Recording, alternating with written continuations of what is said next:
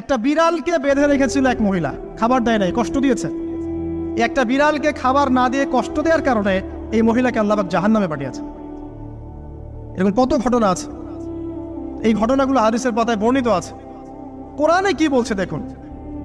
কোরআনের আমি কয়েকটা পয়েন্ট আপনাদেরকে খালি বলছি, এটা নিয়ে আমি সকালে ভাবছিলাম।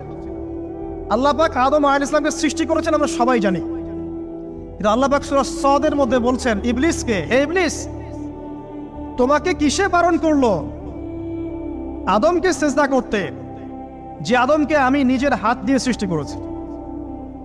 আল্লাহ রাব্বুল আলামিন যে আমাদেরকে এত যত্ন করে ভালোবেসে সৃষ্টি করেছেন, এটা কি আল্লাহ পাকের দয়ার নিদর্শন নয়?